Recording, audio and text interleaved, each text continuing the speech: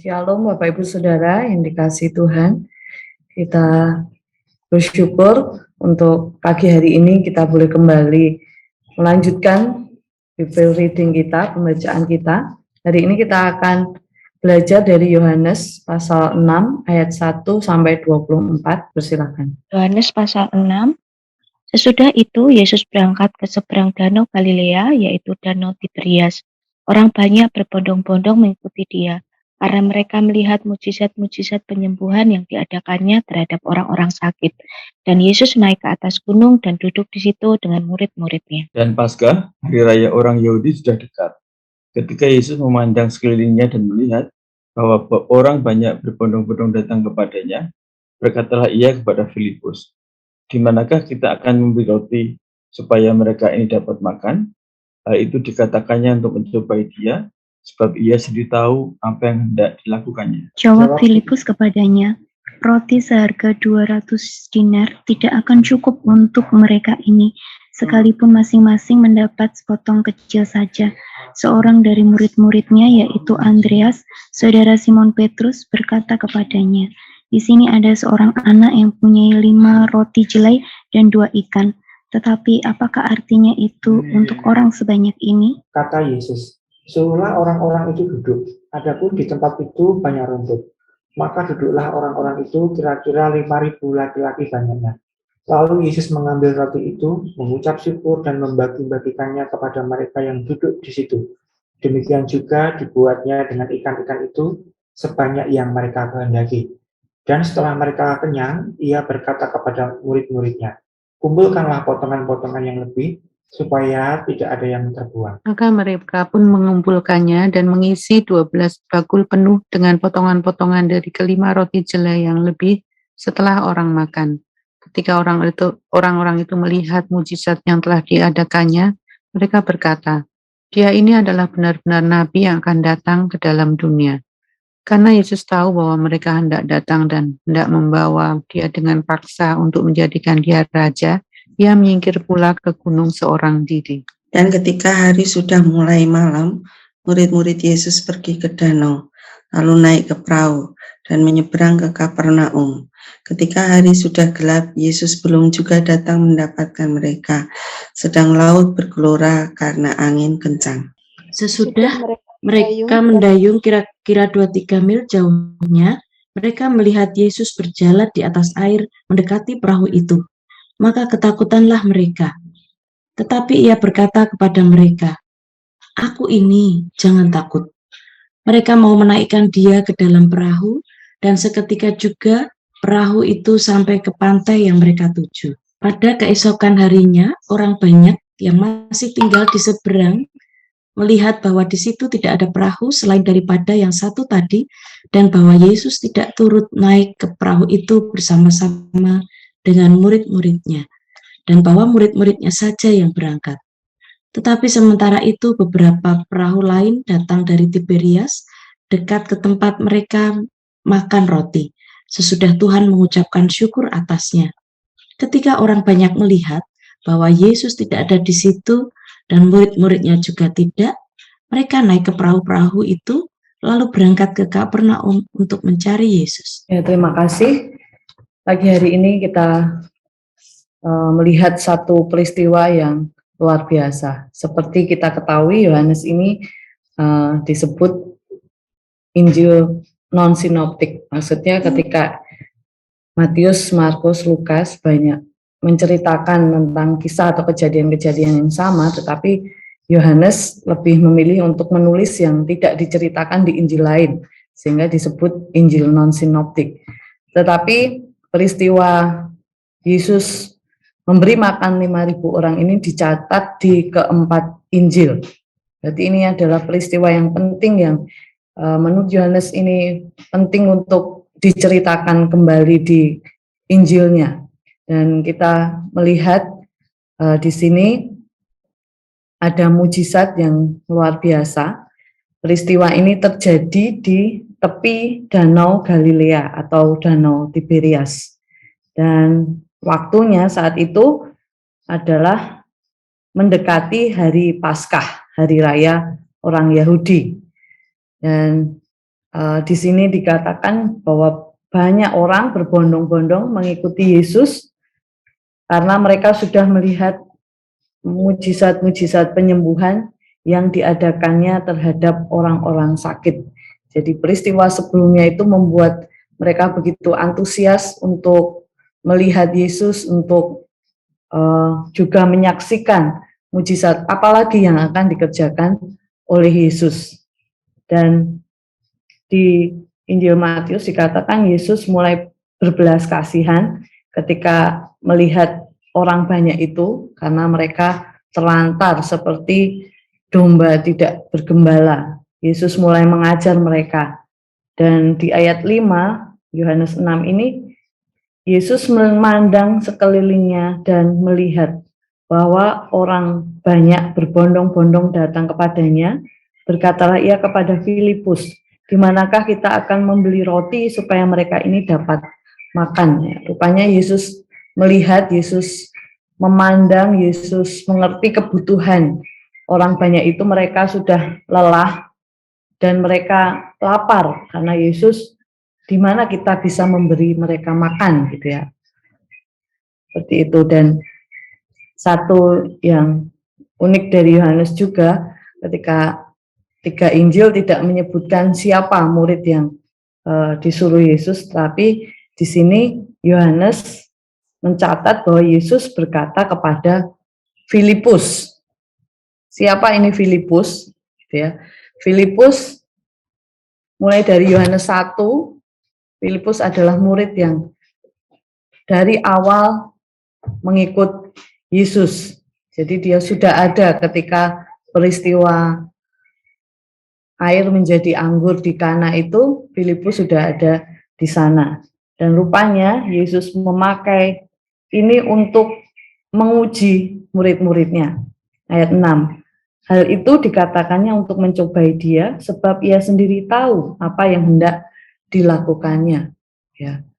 Apakah para murid ini sudah memiliki iman dan sudah bertumbuh imannya di dalam Yesus? Yesus memakai ini untuk menguji. Di terjemahan yang lain bukan memakai mencobai, tetapi menguji iman murid-muridnya. Dan di situ Filipus menjawab Yesus, roti seharga 200 dinar tidak akan cukup untuk mereka ini, sekalipun masing-masing mendapat sepotong kecil saja. Roti 200 dinar. Ya, seperti kita tahu, 1 dinar itu adalah upah sehari pekerja gitu ya. Kalau kita ambil minimum sekarang ya mungkin 100.000. Berarti kalau 200 dinar itu sekitar 20 juta. Dan kalau di situ ada 5.000 orang, pasti yang didapatkan hanya mendapat roti yang kecil saja. Dan di mana dapat uang 200 dinar gitu ya. Dan kalaupun ada uangnya, apakah ada orang yang menjual di daerah itu sebanyak itu gitu ya. Tetapi di sini Yesus sanggup memakainya menjadi mujizat.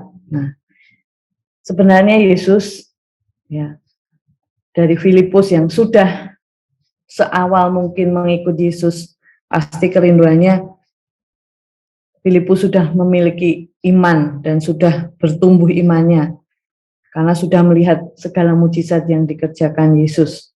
Ya, kerinduannya ya paling tidak Filipus bisa berkata, Tuhan, Engkau sanggup memberi mereka makan yang 5.000 orang ini. Tetapi justru Filipus tidak akan cukup seharga 200 dinar pun untuk memberi mereka makan. Dan yang kedua, murid yang dicatat oleh Yohanes di sini adalah Andreas, saudaranya Simon Petrus. Nah, di sini Simon membawa gitu ya. Di sini ada seorang anak yang mempunyai 5 roti jelai dan 2 ikan. Ada Tuhan yang punya 5 roti dan 2 ikan. Tetapi apakah artinya itu untuk orang sebanyak ini? Ya. nggak ada artinya, ini kecil sekali Tuhan, nggak mungkin cukup untuk orang sebanyak ini. Jadi menganggap yang kecil, apa yang sudah ada itu justru malah jadi tidak berarti apa-apa gitu ya. Menganggapnya nggak berarti, tidak akan berarti apa-apa untuk sebanyak ini gitu ya. Dan Yesus merespon, menjawab segala takutan, ketidakmampuan mereka untuk mengerti itu dengan satu mujizat yang luar biasa. Nah, Yesus menyuruh orang-orang itu duduk.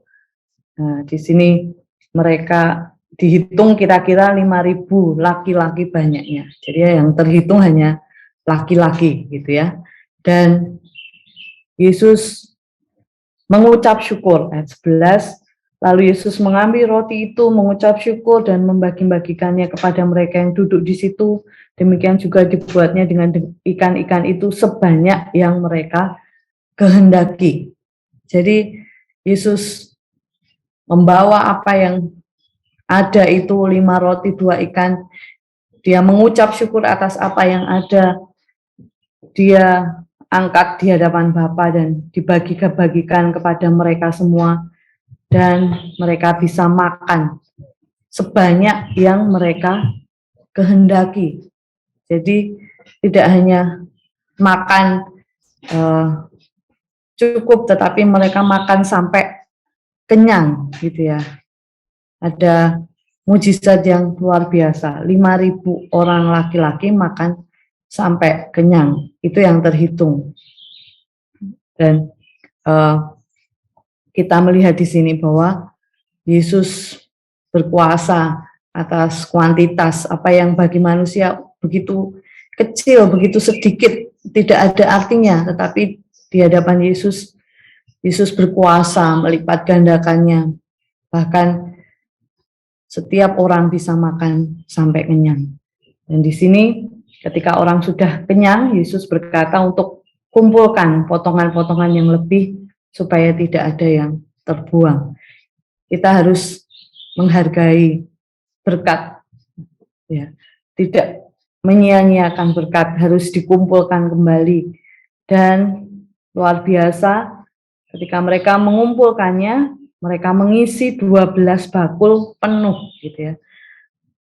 Masih ada plus 12 bakul penuh.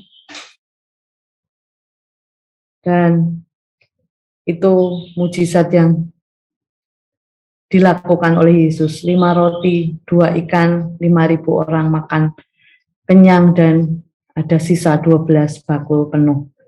Di sini apa respon orang banyak ketika melihat mujizat itu?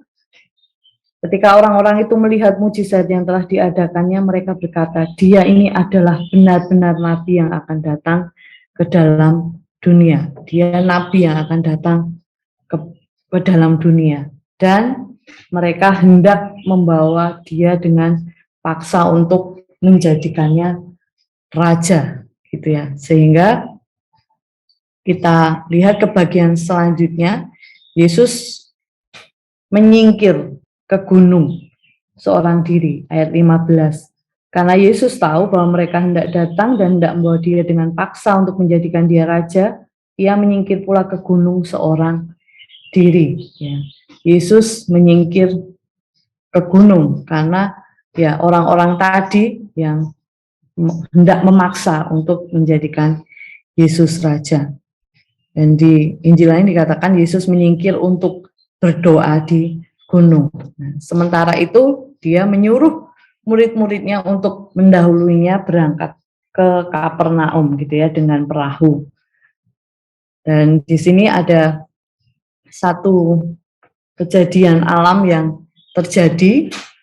Jadi danau itu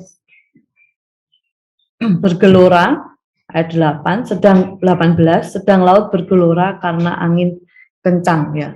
Mereka kesulitan untuk membawa perahu itu ke Kapernaum, ke seberang karena lautnya begitu bergelora, anginnya begitu kencang. Mereka kesulitan dan Yesus melihat kepayahan mereka, Yesus melihat persoalan mereka Yesus melihat kesulitan yang dialami oleh murid-murid ini, dan akhirnya Yesus mendekati mereka berjalan di atas air. Nah, ketika Yesus berjalan di atas air, ya, Yesus melampaui, Yesus berkuasa melebihi hukum alam ini. Karena menurut hukum fisika, kalau massa jenis benda lebih besar dari massa jenis air, maka benda itu akan tenggelam. Tetapi Yesus bisa berjalan di atas air. Yesus berkuasa atas hukum alam. Yesus berkuasa atas alam. Dan ketika melihat itu, murid-murid menjadi ketakutan. Dan ya, Yesus disangka hantu seperti itu.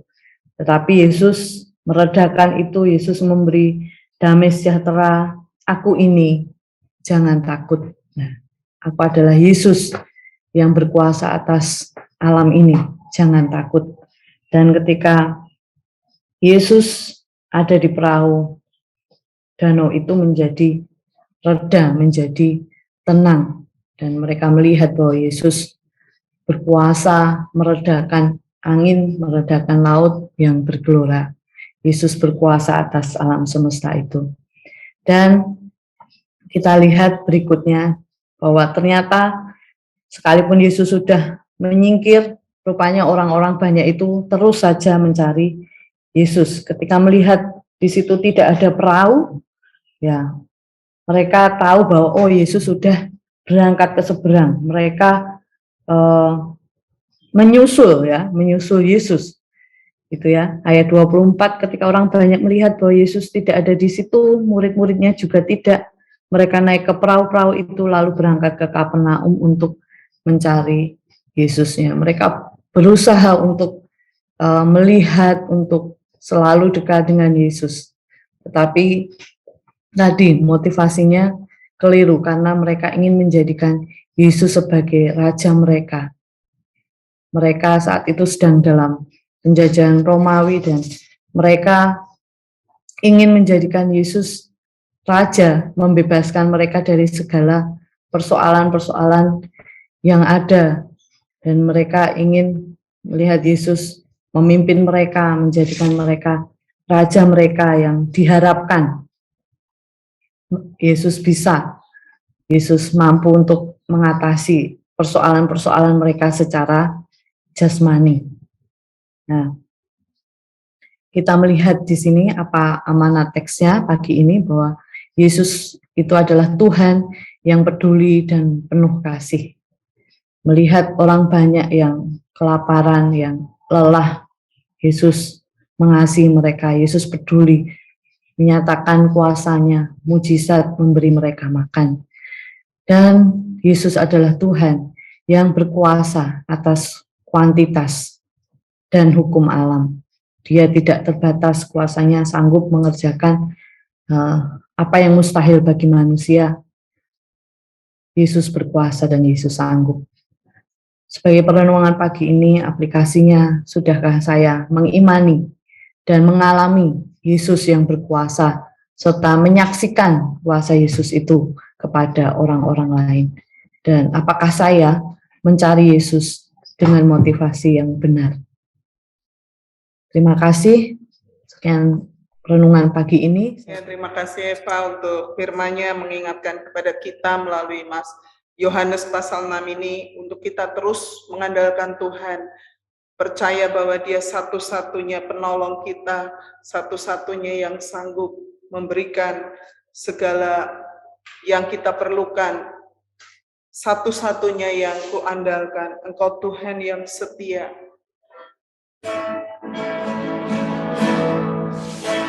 Engkau Tuhan yang setia, waktumu selalu yang terbaik. Engkau Tuhan sandaranku, dan ku banyakkan berharap padamu. Satunya yang ku harapkan,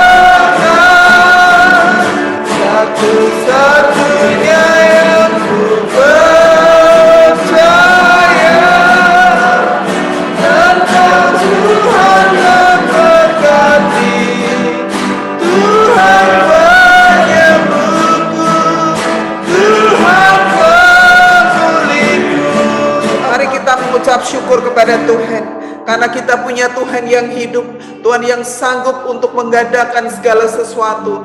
Dia berkuasa atas kuantitas, atas alam ini. Kita percaya apapun yang saat ini Tuhan izinkan terjadi dalam hidup kita, Dialah harapan kita, Dia pemulih kita, Dia penyembuh kita, Dia Allah damai sejahtera kita. Mari bersyukur kepada Tuhan, bersyukur kepadamu ya Tuhan, karena di dalam Engkau ya Yesus ada pengharapan. Engkaulah satu-satunya yang kuandalkan dalam hidup ini, tiada yang lain, karena Engkaulah Tuhan, Allah pengharapanku, Allah penyembuhku, Allah pemulihku Tuhan, Allah yang sanggup mengubahkan segala sesuatu, supaya sukacitaku Tuhan boleh penuh kembali, damai sejahtera-Mu terus melingkupi saya Tuhan. Aku berdoa Tuhan, supaya setiap kami yang di sini Tuhan terus mengalami Engkau, mengalami karya ketuhanan Kristus di dalam pribadi, di dalam keluarga, di dalam pekerjaan, di dalam pelayanan, di dalam semua aspek hidup. Terima kasih Tuhan, terima kasih, terima kasih.